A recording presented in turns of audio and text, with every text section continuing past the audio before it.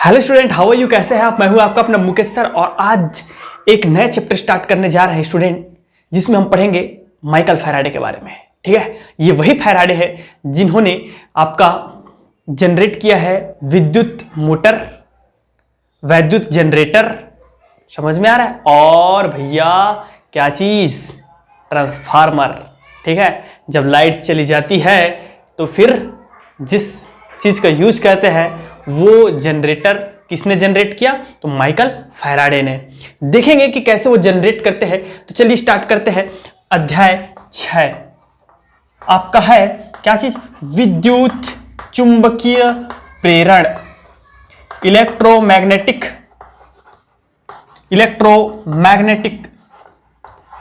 Induction. तो भैया अभी तक आपने चैप्टर 1, 2, 3 विद्युत का देखा, 4, 5 किसका देखा? चुंबक का देखा।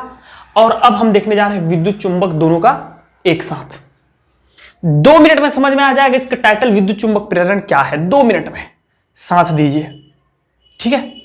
ओके, मैगी नहीं है बट फिर भी आपको क्या हो जाएगा, समझ में आ जाएगा। कैसे समझ में आएगा ये देखिए। इसके पहले वाले चैप्टर में, चैप्टर नंबर 4, आप सबको पता है क्या चीज? हैंस क्रिश्चियन ऑस्टर्ड से कुछ याद आ रहा है कि नहीं आ रहा है? ऑस्टर्ड से ये याद आना चाहिए, चुंबकीय क्षेत्र जो होता है उसका मात्रक होता है हमारा वेबर पर मीटर स्क्वायर, टेस्ला, गाउस, ऑस्टर्ड, ठीक है? और आपका होता है एम्पियर मीटर, ढेर सारे हैं। उसमें एक हमारा मात्रक होता है ऑस्टर्ड का। क्यों? ऑस्टर्ड ने ही बताया था किसी भी धारावाही चालक तार पर जब वैद्युत धारा प्रवाहित की जाती है तो उसके आसपास क्षेत्र में क्या उत्पन्न हो जाता है? चुंबकीय क्षेत्र उत्पन्न हो जाता है। और बायोसेवर्ट के नियम के अकॉर्डिंग आप सबने पढ़ रखा है भैया, यदि आर दूरी पर एक बिंदु P है तो इस पर क्या होता है? क्या होता है? चुंबकीय क्षेत्र IDL sin theta mu naught by 4 pi IDL sin theta divided by R square. होता है कि नहीं? मतलब जब किसी धारावाही चालक तार में धारा प्रवाहित की जाती है तो उसके आसपास क्या उत्पन्न हो जाता है? चुंबकीय क्षेत्र उत्पन्न हो जाता है। तो किसने बताया था? हैंस क्रिश्चियन ऑस्टर्ड ने। अब इसके विपरीत धारा प्रवाहित नहीं करेंगे, चुंबकीय क्षेत्र उत्पन्न नहीं करेंगे, तो एक लूप लेंगे, कॉइल लेंगे, और उस कॉइल में क्या करेंगे डियर स्टूडेंट? तांबे का लूप ले सकते हैं। इसमें हम क्या कर देंगे? एक धारा मापी को लगा देंगे, धारा मापी फिट कर देंगे, गैल्वेनोमीटर। आप सबको पता है गैल्वेनोमीटर का यूज किसके लिए किया जाता है? धारा नापने के लिए किया जाता है कि नहीं? अब हमारे आदरणीय श्री वैज्ञानिक, महान वैज्ञानिक भौतिक जगत का कौन? माइकल फैराडे जी आए। ठीक है, माइकल फैराडे जी आए और वे कहते हैं, क्या कहते हैं? यदि किसी चुंबक को इस लूप के पास लाया जाता है तो इस लूप में धारा प्रवाहित होने लगता है। सच में? झूठा? सच में धारा प्रवाहित होने लगता है? देखते हैं यार। तो माइकल फैराडे ऐसा बोलता है कि यदि हम इसके पास में चुंबक लाते हैं तो इसमें हमको क्या प्राप्त होता है? विक्षेप। और विक्षेप का प्राप्त होना, धारा मापी में विक्षेप का प्राप्त तभी होता है जब उसमें धारा प्रवाहित होती है। समझ में आ रहा है? तो विद्युत चुंबक प्रेरण का कंसेप्ट यहीं से आता है डियर स्टूडेंट। क्या चीज आता है? कंसेप्ट यह है कि विद्युत चुंबकीय प्रेरण क्या है मैं बता रहा हूं आपको, ध्यान से सुनिएगा। बाद में आपको अच्छे से डेफिनेशन और लिखाएंगे, लेकिन अभी वर्तमान में देखिए, जब किसी चुंबक और लूप या कुंडली के मध्य आपेक्षिक गति होती है, तो उसके कारण उस लूप में एक धारा प्रवाहित होने लगता है जिसे हम प्रेरित धारा कहते हैं। क्या धारा कहते हैं? प्रेरित धारा। वास्तव में ये चुंबक के कारण बह रहा है, इसलिए उसको प्रेरण के द्वारा बह रहा है, इसलिए उसको क्या बोलते हैं? प्रेरित धारा कहते हैं। एवं इस प्रक्रिया को विद्युत चुंबक प्रेरण कहते हैं। इस प्रक्रिया को क्या कहते हैं? विद्युत चुंबक प्रेरण कहते हैं। अब चलिए देखते हैं माइकल फैराडे जी को झूठा क्यों साबित करें, इसके प्रयोगों पर ध्यान देते हैं। तो प्रयोग नंबर पहला, प्रयोग क्रमांक 1 देखिएगा डियर स्टूडेंट, क्या होता है प्रयोग क्रमांक 1 में। तो पहला प्रयोग क्या था ये देखिए। अच्छा, पहला प्रयोग के पहले एक चीज जान लीजिए आप, तब ये पहला प्रयोग अच्छे से समझ में आएगा। क्या चीज? चुंबकीय फ्लक्स। क्या होता है चुंबकीय फ्लक्स? चुंबकीय फ्लक्स डियर स्टूडेंट, जैसे कि आपने देखा था विद्युत फ्लक्स, वैसे ही चुंबकीय फ्लक्स होता है। चुंबकीय फ्लक्स होता है। चुंबकीय फ्लक्स क्या होता है ये सुनो। किसी चुंबकीय क्षेत्र में, आप लिख भी सकते हैं, किसी चुंबकीय क्षेत्र में स्थित किसी तल से अभिलंबवत गुजरने वाली बल रेखाओं की संख्या को चुंबकीय फ्लक्स कहते हैं। अभिलंबवत गुजरने वाली बल रेखाओं की संख्या को चुंबकीय फ्लक्स कहते हैं। इसे फाई बी से प्रदर्शित करते हैं। अब मैं इसको डिप से नहीं समझाते रहूंगा क्योंकि आप सब समझ गए होंगे, उम्मीद करता हूं, नहीं तो जाकर के मेरे प्लेलिस्ट में वीडियो देख सकते हैं। ठीक है, तो फाई बी का जो वैल्यू होता है डियर स्टूडेंट, वो होता है आपका बी ए बी। आप ए बी या बी लिख सकते हैं, इसमें कोई प्रॉब्लम नहीं है। बी लिखेंगे तो भी चलेगा, ए बी लिखेंगे तो भी चलता है। अब जब वेक्टर के साइन को जब हटाते हैं तो हमारा एक कांस्टेंट लग जाता है, सॉरी क्या लग जाता है डियर स्टूडेंट? वेक्टर के साइन को हटाओगे, यहाँ डॉट प्रोडक्ट है, तो डॉट प्रोडक्ट जब हटता है तो कॉस थीटा लगता है, और क्रॉस प्रोडक्ट हटता है तो साइन थीटा लगता है। सबको पता है भाई। ठीक है, where B is a intensity of magnetic field and A is a area of that plane, तल का क्षेत्रफल। तो इसके अनुसार यदि चुंबकीय क्षेत्र और वह तल समांतर हो तो जो गुजरने वाली बल रेखाएं होंगी, अर्थात थीटा इज इक्वल टू 0 हो, तो वह जो गुजरने वाली बल रेखाएं होंगी अर्थात चुंबकीय फ्लक्स होगा, वह क्या होगा? अधिकतम होगा, क्योंकि cos 0 इज इक्वल टू क्या होता है? 1 होता है। तो ये हो जाएगा डियर स्टूडेंट अधिकतम, मैक्सिमम। ठीक है, और यदि लंबवत होंगे अर्थात थीटा इज इक्वल टू 90 होगा, तो इस केस में आप सबको पता है cos 90 इज इक्वल टू होता है 0, देन इस केस में हो जाएगा मिनिमम। ये कंसेप्ट क्लियर हो गया। तो चुंबकीय फ्लक्स क्या है सबको समझ में आ गया। अब देखते हैं इसके प्रयोग 1 पर चर्चा करते हैं। किसका प्रयोग है भैया? फैराडे का है। किनका प्रयोग है? फैराडे का। याद रखिएगा, फैराडे का। फैराडे का प्रयोग क्रमांक 1। 2-3 प्रयोग किया। तो पहला प्रयोग क्या कहता है सुनो ध्यान से। हम सिंपली क्या ले रहे हैं, इधर देखिएगा, एक कुंडली ले रहे हैं। किस चीज का? तांबे का कुंडली। और इस कुंडली के दोनों सिरों के मध्य एक हम लोग क्या जोड़ देते हैं? धारामापी जी। ओके, सबको समझ में आ रहा है। दूसरा एक और कुंडली लेते हैं, ठीक है, और इस कुंडली में भी हम लोग क्या करते हैं डियर स्टूडेंट? एक धारामापी जोड़ देते हैं जी। ओके, ये थोड़ा ज्यादा बड़ा हो गया लग रहा है, इसको छोटा कर दो रे भैया, और ये कर देते हैं छोटा ऐसा जी। अब करते क्या है, इस कुंडली में, इस कुंडली के पास हम लोग चुंबक को लाते हैं। चुंबक को लाते हैं एन ध्रुव को पहले पास में लाते हैं। इसको चित्र ए कर दे देता हूं और इसको चित्र बी दे देता हूं। तो होता क्या है मैं बताता हूं आपको, ध्यान से सुनते रहिएगा।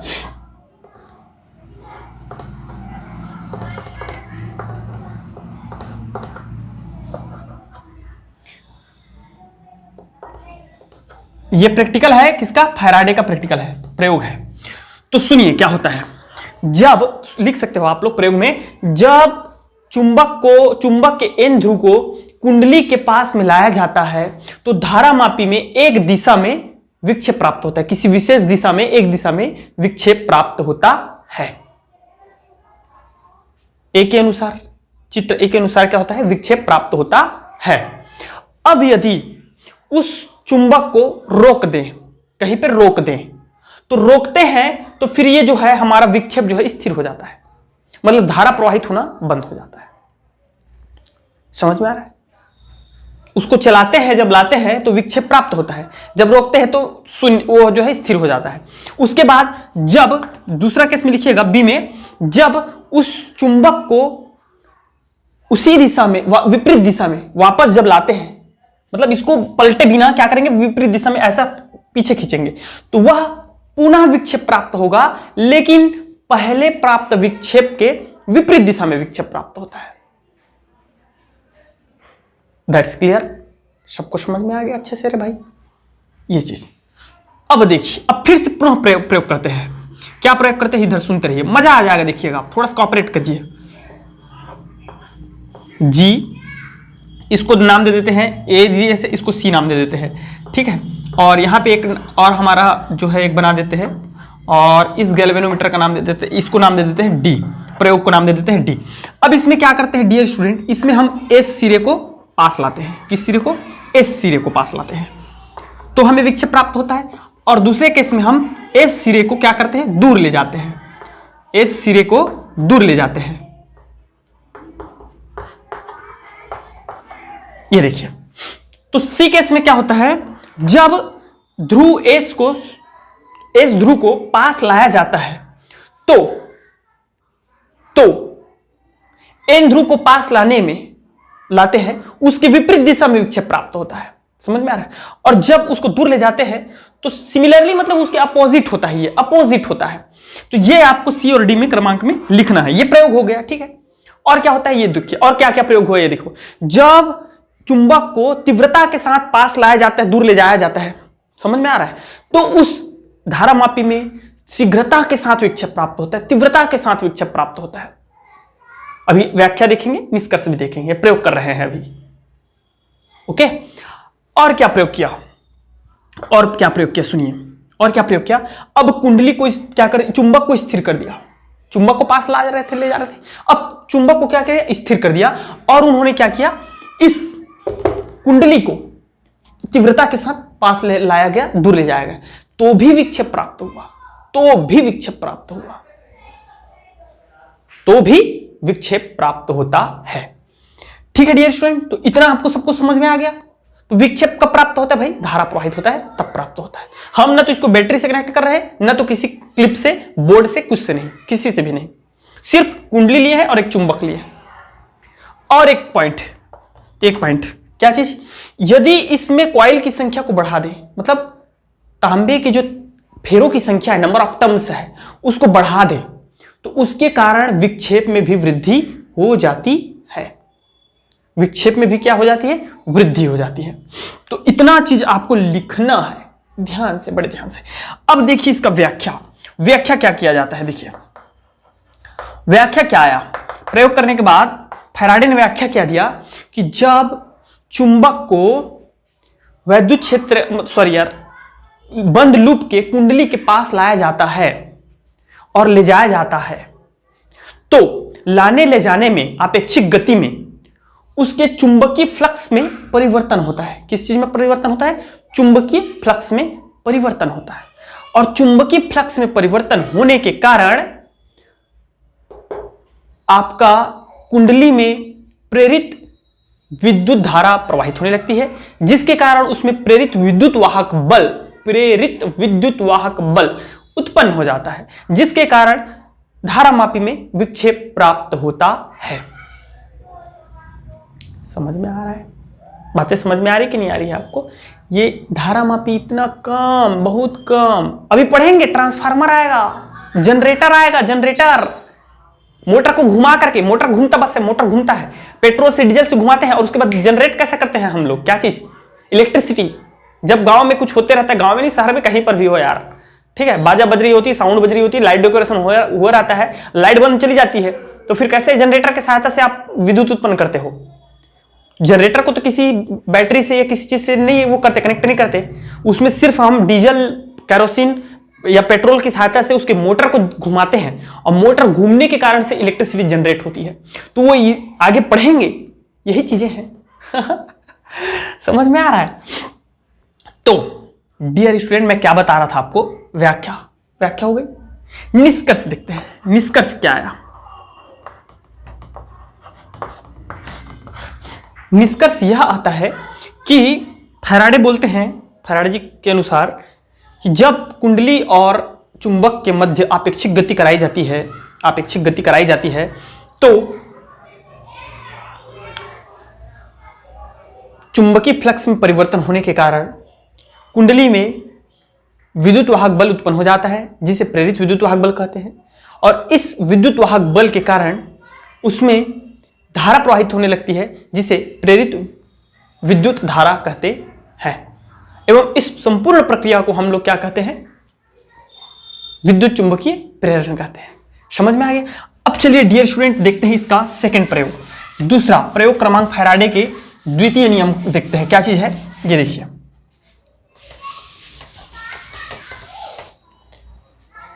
फैराडे का द्वितीय प्रयोग, सेकंड प्रयोग क्या है देखिए, बहुत इंटरेस्टिंग प्रयोग किया यार। सुनो क्या किया, दो उन्होंने सोलेनाइड बनाया, परिनालिका बनाया। कैसा परिनालिका मैं बता रहा हूं आपको। दो खोखला बेलनाकार पात्र लिया, ठीक है, दो खोखला बेलनाकार पात्र लिया, कुछ इस प्रकार देखिएगा, ऐसा एक और लिया।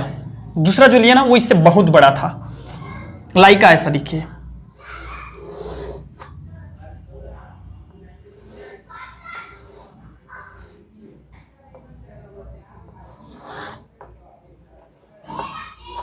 बड़ा दिख रहा है उससे, बिल्कुल दिख रहा है यार, बड़ा दिखना भी चाहिए, दिख रहा है ना बड़ा, ठीक। और उसके बाद उन्होंने क्या किया, सुनो ध्यान से सुनते जाइएगा। ये खोखला है, ये आप अगर सॉलिड भी होगे तो भी चलेगा ये, लेकिन ये खोखला होना जरूरी है। क्यों, अभी कारण पता चल जाएगा सबको। इसमें क्या किया उन्होंने, इसमें तार लपेट दिया, तभी तो परिनालिका बनेगी, अन्यथा कैसे परिनालिका बनेगी बताइए। परिनालिका बनाने के लिए क्या किया उन्होंने, तार को लपेट दिया, और इस तार के एक सिरे में, इस तार के जो दो सिरे होंगे डेफिनेटली, तो इन सिरों पे उन्होंने क्या किया ये सुनिए, इस सिरे पे लगा दिया एक धारा नियंत्रक RH, ठीक है, और एक लगा दिया कुंजी K, और एक चीज लगा दिया डियर स्टूडेंट, वो है बैटरी B। क्या लगा दिया, बैटरी B।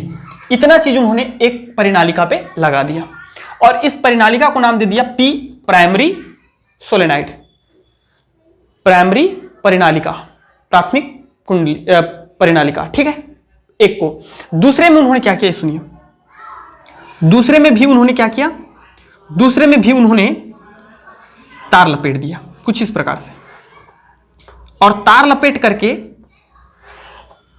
उस तार के एक सिरे को देखिएगा, तार के दोनों सिरों के मध्य एक जोड़ दिया, क्या चीज, धारा मापी, ऐसा जी, क्या जोड़ दिया जी, धारा मापी। आपको दिख रहा है, बिल्कुल देख लेना यार, थोड़ा सा मैनेज कर लेना जी, ठीक है, धारा मापी जोड़ दिया। ये खोखली है, ये खोखला है, और इसको नाम दे दिया S, द्वितीयक, सेकेंडरी द्वितीयक कुंडली। इतना चीज समझ में आ गया, इतना चीज समझ में आ गया आपको। अब इसका सुनिए क्या क्या प्रयोग किया ये देखो आप, क्या क्या प्रयोग किया ये देखो आप। प्रयोग क्या किया, प्राथमिक कुंडली P के कुंजी को दबाया तो इसमें धारा प्रवाहित होना प्रारंभ हुआ। धारा प्रवाहित जैसी प्रारंभ हुआ, उसको द्वितीयक कुंडली के अंदर, ये खोखला है, कैसा है, खोखला है ऐसा, और ये ठीक है, इसको इसके अंदर क्या किया, डुबाया। समझ में आ रहा है, मतलब इसको अंदर डाला, समझ में आ रहा है। तो इससे क्या हुआ, इस धारा मापी में क्या मिला, विक्षेप मिला। तार को नहीं जोड़े हैं, वैसे में तब तार को जोड़ोगे तो भाई तो सिंपल से धारा मापी में विक्षेप मिलेगा, इसमें दो राय वाली बात ही नहीं है धारा प्रवाहित होगा तो यार, लेकिन ये तार को नहीं जोड़ा है, सिर्फ क्या किया, इसको चालू किया और अंदर डुबाया, ठीक है। और क्या करता है, तो इसमें विक्षेप देखता है, फिर उसके बाद इसको तीव्रता के साथ अंदर बाहर करता है, तो वो देखता है कि उसमें ज्यादा विक्षेप प्राप्त होने लगा, विक्षेप क्या हो गई, बढ़ गई। उसके बाद क्या करता है, एक स्थिति आती है कि उसको अंदर में रोक देता है, क्या कर देता है, रोक देता है तो उसमें विक्षेप प्राप्त नहीं होता, स्थिर हो जाता है, विक्षेप प्राप्त नहीं होता। उसको बाहर निकाल के रोक दिया तो भी विक्षेप प्राप्त नहीं हो, जब तक चल रहा है तब तक विक्षेप प्राप्त हो रही है। और क्या किया स्टूडेंट, ये देखो, इसमें फेरों की संख्या को बढ़ा दिया, तो फेरों की संख्या को बढ़ाया और स्पीड को कांस्टेंट रखा, मतलब वो इतने ही स्पीड में वो ला रहा है, ले जा रहा है, लेकिन फेरों की संख्या को क्या किया, बढ़ा दिया। तो उससे उन्होंने क्या देखा, तब विक्षेप जो है बढ़ गया, फेरों की संख्या को बढ़ाने पर विक्षेप बढ़ गया। तो ये है इसका द्वितीयक प्रयोग। अब देखते हैं इसकी व्याख्या, कि व्याख्या क्या करता है। व्याख्या,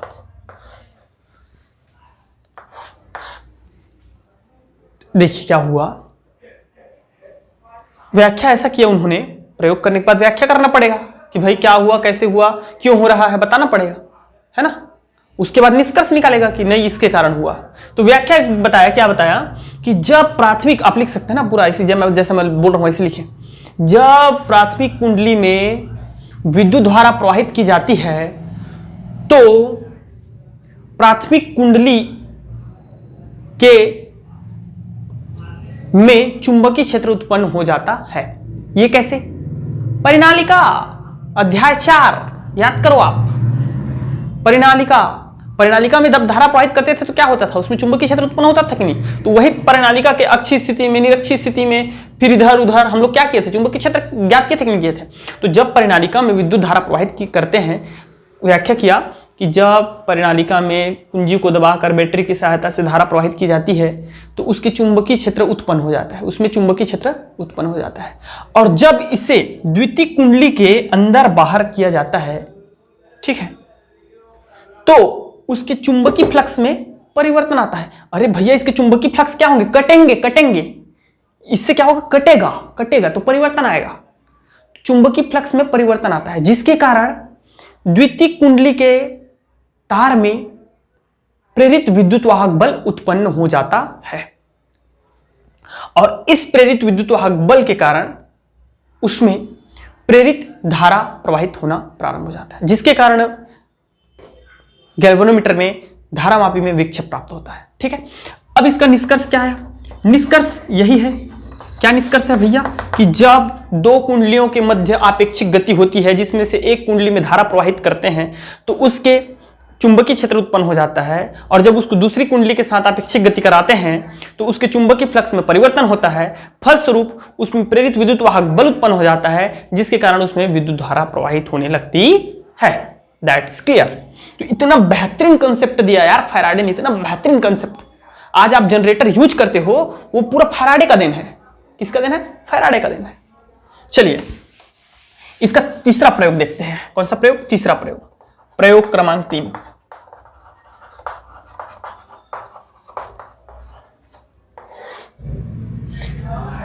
तो प्रयोग 3 के लिए आपको पुनः एक चित्र बनाना पड़ेगा, और चित्र कुछ ऐसा बनाइएगा। कैसे? इस बार हम एक बेलनाकार, बेलन के आकार का एक विद्युत रोधी पदार्थ लेंगे, जैसे कि आपका हो गया, ठीक है, पदार्थ लेंगे। इसमें 2 कुंडली बनाएंगे। कितनी कुंडली बनाएंगे? 2 कुंडली बनाएंगे। कैसे बनाना है ये देखो आप।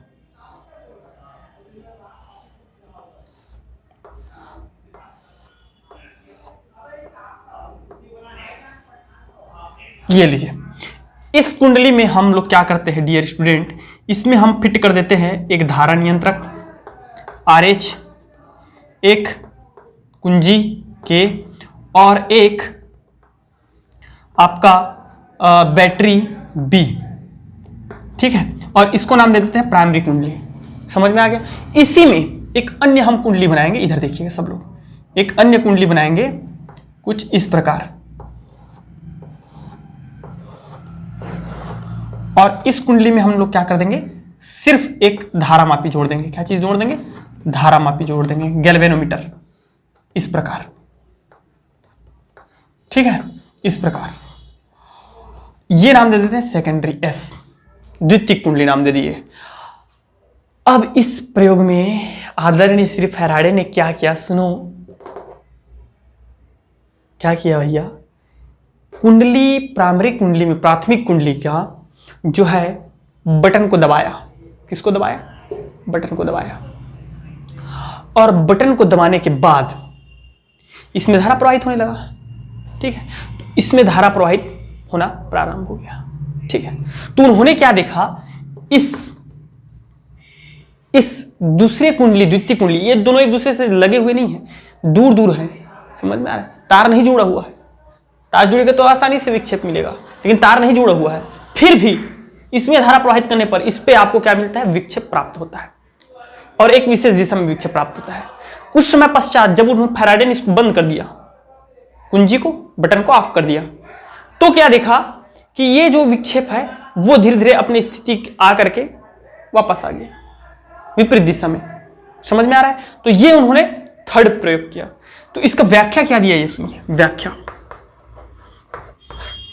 व्याख्या कुछ इस प्रकार दिया है डियर स्टूडेंट। अभी हम लोग फैराडे का नियम देखेंगे, समझ में आ रहा है? लेंज का नियम देखेंगे, बहुत सारा है, पढ़ाई करना है आज। तो व्याख्या क्या दी है ये सुनिए। व्याख्या कुछ ऐसा दिया कि जब प्राथमिक कुंडली में धारा प्रवाहित की जाती है तो वह धारा एकाएक अपने चरम स्थिति पर नहीं पहुंचता, शिखर पर नहीं पहुंचता है। तो धारा क्या होता है, धीरे धीरे बढ़ता है। तो इस धीरे धीरे बढ़ने के कारण, ठीक है, या अपने पीक पॉइंट तक पहुंचने के कारण तब तक इसके चुंबकीय फ्लक्स में परिवर्तन आता है। तो चुंबकीय फ्लक्स में परिवर्तन आने के कारण इसके पास की कुंडली में विद्युत वाहक बल प्रेरित हो जाता है, और इस विद्युत वाहक बल प्रेरित होने के कारण इसमें विद्युत धारा, इस धारामापी में विक्षेप प्राप्त होता है। और जब इसको बंद किया जाता है तो भी वो तो बंद हो गया, लेकिन चुंबकत्व तो एकाएक क्षीण नहीं होता है। इसीलिए हमने शैथिल्य लूप पढ़ा था, ठीक है, अध्याय 4 में शैथिल्य लूप पढ़े हैं। तो ये एकाएक बंद नहीं होता है, वो धीरे धीरे जो है उसका चुंबकीय क्षेत्र समाप्त होता है, जिसके कारण चुंबकीय क्षेत्र में परिवर्तन होता है। भाई चुंबकीय फ्लक्स में घनत्व में परिवर्तन होता है। तो ये जब फ्लक्स में परिवर्तन होता है तो इस कारण विक्षेप जो है वापस हमको विपरीत दिशा में भी प्राप्त होता है। तो ये रहा इसका व्याख्या। निष्कर्ष बोलेंगे डियर स्टूडेंट, तो निष्कर्ष कुछ ऐसा है कि सिंपल से देना है आपको निष्कर्ष कि एक कुंडली पर जब धारा प्रवाहित की जाती है तो उसके चुंबकीय फ्लक्स में परिवर्तन होने के कारण दूसरे कुंडली में प्रेरित विद्युत वाहक बल प्रेरित हो जाता है, और उस प्रेरित विद्युत वाहक बल के कारण उसमें प्रेरित धारा प्रवाहित होने लगती है। तो ये रहा इसका कंसेप्ट। सब कुछ ऐसे समझ में आया कि नहीं आया? ठीक है, अगर आप नोट लिखना चाहे तो ये नोट लिख सकते हैं। कुछ क्या नोट लिख सकते हैं, सुनो भैया, एक आख नोट सुन लेते हैं कि यदि सपोज करो कि यहां से मैं इस कुंडली को भंग कर देता हूं, क्या कर दिया, भंग कर दिया, ठीक है, और चाहे इस वाले कुंड इसकी बात करें, चाहे इसके द्वितीय प्रयोग की बात करें, चाहे तृतीय प्रयोग की बात करें, सिर्फ हम क्या कर रहे हैं, इसके द्वितीय कुंडली के परिपथ को भंग कर दिए, खुला कर दिए, मतलब खुला परिपथ ओपन कर दिया, ठीक है। तो इस केस में क्या होता है, इस केस में क्या होता है कि इसका जब धारा प्रवाहित करते हैं तो उसके विद्युत वाहक बल तो उत्पन्न होता है, लेकिन उसमें धारा प्रवाहित नहीं होती।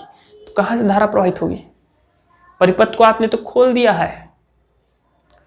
तो विद्युत परिपथ टूटने के पश्चात भी विद्युत वाहक बल का आपका अस्तित्व रहता है। मैं अंतर बताया हूं आपको, विद्युत वाहक बल और विभव में विभव का अस्तित्व नहीं रहता परिपथ टूटने के कारण, लेकिन विद्युत वाहक बल का अस्तित्व रहता है, ठीक है। तो ये है इसका निष्कर्ष। और जहां तक बात करें, एक और नोट अच्छा वाला बता देता हूं मैं फैराडे का, फैराडे भैया, तो इन्हीं महोदय के दया कृपा से आज विद्युत मोटर, जब लाइट चली जाती है इमरजेंसी पीरियड में, तो वहां हम विद्युत उत्पन्न करते हैं। विद्युत मोटर इन्हीं का दिन है, जनरेटर इन्हीं का दिन है, और आपका ट्रांसफार्मर, धन्यवाद करो इनका, तो इन्हीं का दिन है, ठीक है डियर स्टूडेंट। चलिए अब देखते हैं आगे।